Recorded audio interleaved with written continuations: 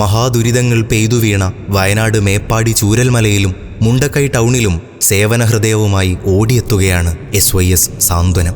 ഒഴുകിപ്പരന്ന യാതനകൾക്കരികിൽ ആദ്യ മണിക്കൂറുകളിൽ തന്നെ SYS വയനാട് ജില്ലാ കമ്മിറ്റിയുടെ നേതൃത്വത്തിൽ ചൂരൽമല മദ്രസ കേന്ദ്രീകരിച്ച് കൺട്രോൾ റൂം സഹായങ്ങളൊരുക്കി.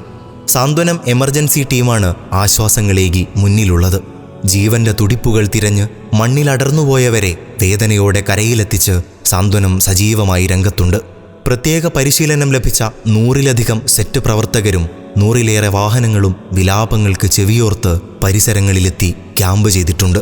മൃതദേഹങ്ങളെത്തിയ വയനാട്ടിലെ മുഴുവൻ ആശുപത്രികളിലും സാന്ത്വനം വളണ്ടിയർമാർ ഓടിയെത്തി. പോസ്റ്റ്മോർട്ടം നടന്ന കമ്മ്യൂണിറ്റി ഹാളിൽ മയ്യത്ത് കുളിപ്പിക്കാനും അനുബന്ധ കാര്യങ്ങൾക്കും വിദഗ്ധരായ സാന്ത്വനം വളണ്ടിയർ വിംഗ് നേതൃത്വം നൽകുന്നുണ്ട്. മൃതദേഹങ്ങൾ തിരയാനുള്ള സ്ഥലങ്ങൾ സ്കെച്ച് ചെയ്താണ് ദുരിതസ്ഥലത്തെ ഇന്നത്തെ സേവനം. ഭക്ഷണ വിതരണം,